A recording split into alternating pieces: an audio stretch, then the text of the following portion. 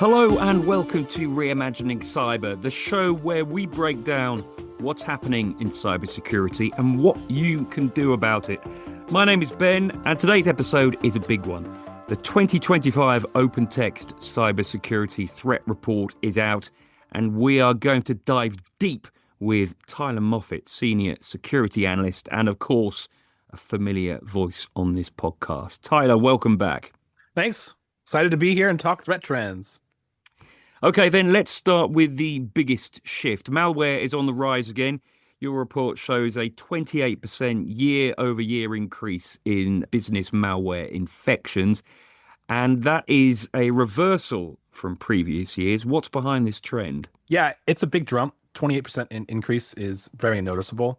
Well, I think the past 3-4 years or so, we've only seen a decrease in malware, and so we just felt that that was the landscape, and this is the first time we've seen an increase basically since COVID, and which is definitely interesting. Malware volume rebounded hard, right?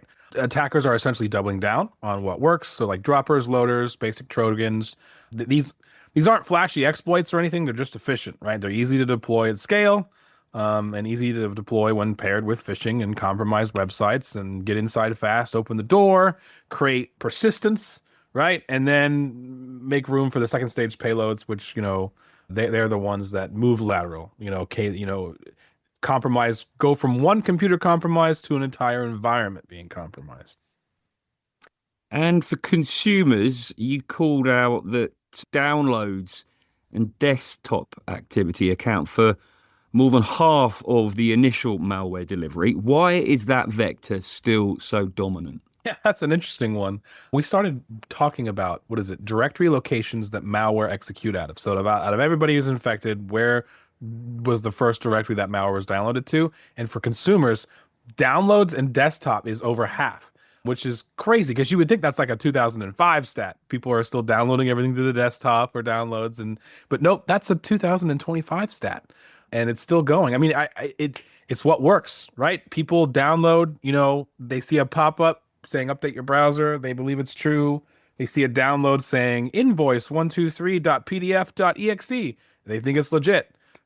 So if you're downloading outside trusted sources, you're in the blast radius for sure. Desktop tools, local files, crack software. I mean, they're getting along with everybody here, right? And we see it. I mean, also something I've been seeing for like over 20 years is the prevalence, still high prevalence, of cracked games. So those of you, gaming's brand new games cost like $60-$70. Well, you can go on the internet and download it for free if it's cracked, but that's gonna likely have tons of malware in there. So for consumers, that's still very common. And I remember doing it 20 years ago, and it's still pretty much the same today as far as the attack plan and how it works. You still gaming, Tyler? Mm-hmm. Surely not. I am. Let's move on to ransomware now. The report also shows an 18% increase in activity, even though law enforcement cracked down hard on groups like Lockbit, but they're still around. Yeah, Lockbit. I mean, I don't think they're ever going away, to be honest. I mean, they're super smart, and they've been so evasive. I mean, we've done, at the end of the year, so obviously we do the threat reports around this time, around RSA. It's our flagship white paper that we release at RSA. But towards the end of the year, we do something called Nastiest Malware. And so Lockbit's been like on our Nastiest Malware like 3-4 years in a row. And it's kind of crazy because when most of these ransomware groups, when they get popular, get attention from law enforcement, when there is a takedown where the FBI or Interpol or whoever take and seize their servers and take down infrastructure, they usually take that as a hint that, cops are hot on your tail. Let's go on vacation, stop activity, and then just come back in a few months and rebrand. That's pretty much been the playbook for literally every ransomware group I've known out there, except for Lockbit. Lockbit does not care. They do not care. And even after Operation Kronos, which was in 2024, and they did a fantastic job. There's a huge write-up on it. You can Google Operation Kronos and see all the different damage and things that they did, and really cool information that they've released as far as how these operations work and the affiliates programs, how much damage they deal, who they go after, the demographics, like, all the pie charts and verticals, industry you want to know about. They have it all, and it's really useful. But Lockbit keeps going. They don't care. They've been shut down, I think, on and off like 3, 4 times now, where their leak site's been seized, infrastructure's been taken down, and they'll just bounce back within days. The first one, which was the biggest takedown, they were back within like 48 hours. New leak site, new infrastructure, and he says that the reason why he wants to do it is because he wants to attack 1 million businesses. He's like, literally, I want to go down as like the most, notorious ransomware guy out there. He wants to hit 1 million businesses, and I just don't see that happening because he hasn't even hit 1,000 yet. I mean, I think they're in the hundreds. And so at this point, at this many years, if you're barely at 1,000, that's like 3,000 years of Lockbit. It's not happening. So basically, it said he's going to keep going forever. I just don't see that. We'll see what happens, but ultimately, the reason why these guys don't get caught, just to give you a, insight, ransomware as a service. They work as an affiliate groups. They make all this money because these groups themselves are not attacking anybody as far as the developers at the top. The masterminds at the top who create the infrastructure, code the payloads, they don't do any of the attacking. They get affiliates to do it. And the bar has never been lower, I would say, for ransomware. People who want to get into it, if that makes sense, because you don't need to know any coding. You don't need to know any knowledge. Everything is given to you. You can essentially have nothing, know nothing, want to do crime, go on one of these forums and say, I'm signing up. Help me out. What do I need to do? And they literally give you the playbook on how to become a criminal, and you don't even need to also do any phishing or breaching.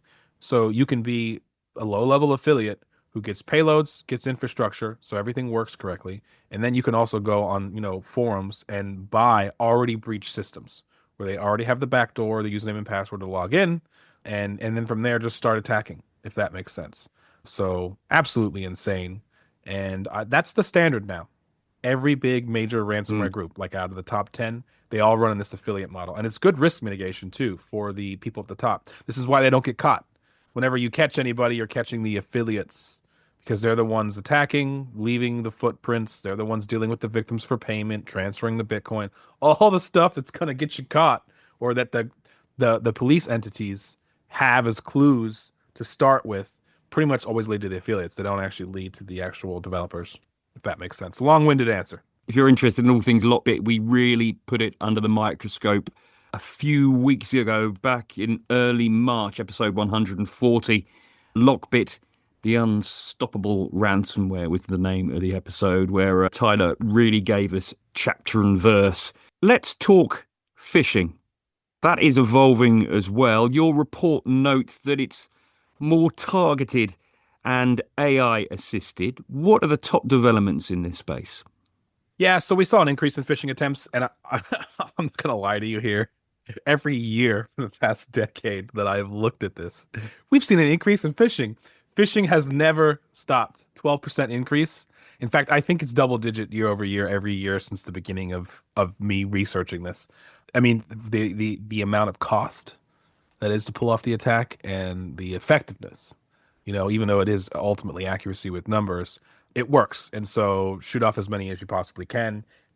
So I anticipate next year to also tell you that phishing has increased. But as far as what the change is beyond just increase, I would say sophistication. So no, big elephant in the room, AI, generative AI, large language models, they allow attackers to create phishing emails that are basically indistinguishable or nearly indistinguishable from human written ones. I mean, way harder now. I mean, that used to be a really easy, common tactic to tell everybody as far as like recommendations to watch out for phishing and like grammar and syntax and spelling. Like all that stuff is out the window now. That's gone. And now you add in tools like voice cloning, deep fakes. These attackers, they can orchestrate like multi-channel deception, which is very difficult, especially if like a lot of the times they like to impersonate high level, executives. So that way it puts an added level of pressure on while they may impersonate those people, they'll then target somebody who's like two levels down from that person. So that way there's like oh, my boss's boss is asking me for these gift cards. I need to get these gift cards. It's, and it adds an extra level of psychological squeeze to get that out. But we'll see where it ends, but that's what we're seeing. Yeah, given all of this, what chance the defense is keeping up in any way whatsoever? Yeah, it's a tough one, to be honest. I would say not fast enough. Legacy filters miss these. They've turned, bad grammar and known domains. AI can bypass that. We did it. We'd one on, what was it? Fast Flux was another episode we did a week or two Mm. ago, where AI can help change the IP addresses or their domain names so fast that like trying to have these blacklists, that are updated however regularly aren't really going to keep up. They're not fast enough. So detection is starting to lean into behavior and context. Does this user normally send invoices on Saturdays or something like that? Or do they normally buy Apple gift cards? Something like that. But many orgs haven't upgraded to these tools, right? In training beyond it. It's still behind. Let's move then to my neck of the woods over in Europe. And your geo-analysis showed a marked increase in attacks targeting Europe, especially Germany and the UK. What's driving that? This is interesting because this is a new development as well. Europe was previously, considered like grouped up in the unrisky countries, if that makes sense. We sort of had like, we have a heat map. I highly recommend everybody check it out and see the heat map. You'll see obviously countries like Africa, Middle East, Asia, they're all like the highest riskies. They have the highest chance of encountering an infection in the calendar year.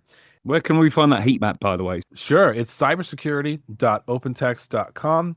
You can also, that's like, it's right there as far as the threat report. You could just Google also 2025 OpenText Cybersecurity Threat Report, and that'll show up everywhere as well. We have it everywhere. Yeah, we'll leave a link to that. Anyway, back to where you were. Sorry to jump in there, Tyler. No, absolutely. It's good. The heat map's cool because it shows like where's super risky and where's not risky. And to be honest, like especially when it comes to businesses, we, North America, and I would say like Japan, Australasia, and even the UK are good. They're around like 1%, if that makes sense. But Europe specifically now is like 300% the rate of North America. And it didn't used to be that way. And that's something that's only really happened recently. And let's be honest here, the geopolitical tensions between Russia and Ukraine have had an obvious impact in this types of attacks. The attacks of businesses in Europe stemming from those geopolitical tensions is pretty notable. The gloves have basically come off now, is what we've seen. Nation state actors probing for access to disruption, heavily on European infrastructure, energy, manufacturing, finance, whatever they can, even healthcare and charities. Those used to be areas that they would actually like turn off and say no. They would tell their affiliates, don't attack healthcare, don't attack charities or hospitals. And now they've said, attack whoever you want in Europe. They don't care. Gloves are off because of that, those tensions, if that makes sense. And are they being region specific in their tactics? Yeah, absolutely. Lures in the native language, so like customizing phishing. Now you can do it in everybody's language. Perfect, grammar, syntax, domain names that spoof local vendors, malware tailored to specific systems. We've even seen malicious documents that won't detonate unless like they can tell from the keyboard input if it's got a different type of keyboard for a certain language, or the device locale set to like German or French or whatever, then it will make sure that it's only operating in the region that it's designed for. There was one particular section of the report about companies that thrived by sticking to the basics. I really like this one. You called it eating your cybersecurity vegetables. What are those basics? Yeah, I did actually steal that from another coworker named Paul. He's a really good guy, but I love eating your cybersecurity vegetables. The biggest success stories, weren't the most technically advanced or wow you with the hardware that they had. They were basically just the most disciplined, to be honest, right? They had multi-factor on every external surface, nightly backups tested monthly, tight patch cadences. Like that's a huge one, is patching. I can't tell you how many of these exploits we saw ransomware groups abuse that were like over a year old or 9 months old, and they were like CVE nines on the critical vulnerability, exposure that's shared, and everybody can get availability to and know about, and people just aren't patching, right? And then employee phishing simulations every quarter. Again, you can do that every month, but just every quarter, I mean, that's not a very high bar, to be honest. Just those things. So MFA on every external surface, nightly backups tested monthly, tight patch cadences, and employee phishing simulations every quarter. That combo pretty much prevented lateral movement and enabled fast recovery. And so very, very important, and will put you in the right cybersecurity posture that you need going forward. Boring is brilliant, in other words. 100%, right? Flashy tools, expensive stuff, AI, all great. But if your backups haven't been tested in 6 months or you aren't patching, that's what you're going to fall, right? The consistency and keeping up with it is what wins. I think that's the sticker I'm going to have made up for my car bumper. Boring is brilliant, and I will live by it. Anyway, let's move on to another topic that you looked at. A tricky one, breach disclosure. You wrote that the FBI will never tell your regulators. Can you unpack that a bit? Yeah, it's a myth we need to kill. I think a lot of the stigma, what comes into paying ransoms, right, is that a lot of people think that like they pay the ransoms not just maybe because the files are locked, but really it's mainly because of the damage to brand, reputation, crisis comms. Having a breach is awful, right? Communicating that is even worse because then everybody hates you, and your data privacy governing laws, GDPR, CCPA, they all want you to comply and report and say within a certain amount of time, and if you don't, you get fined. And well, also like trying to catch and track these guys, reporting like an IC3.gov, fill out an FBI report. Some people are hesitant about, involving the FBI or filing a report because they're worried that the FBI might essentially tell on you to these regulators and make it more public. When in reality, the FBI will never do that. We've talked to the FBI, and I just want to clear the room and let everybody know. Go to IC3.gov if you hit with ransomware. Report it so they can catch these guys, because they do catch some of these people, at least the affiliates. It is important work. They need to do it, and they need as much info as they can. Don't not fill out the report because your company's worried that the breach will get out because of it when that's never happened, if that makes sense. Finally then, gazing into your cybersecurity crystal ball, what are your predictions for the year ahead? Yeah, I think there's going to be some big shifts here. I do think that this is the year ultimately that AI going to do more for the defenders than for the attackers. I think that last year we saw AI do more for the attackers. I think phishing, we're going to see some blended campaigns using deep fake videos, fake LinkedIn profiles, maybe even some interactive bots. I don't know. I feel like the chat bots are still pretty obvious, but we'll see that get better, right? I think ransomware is going to go more for like cloud storage, hypervisor consoles. We saw that starting last year, connected NAS devices. So if your backups aren't isolated or immutable, watch out for them.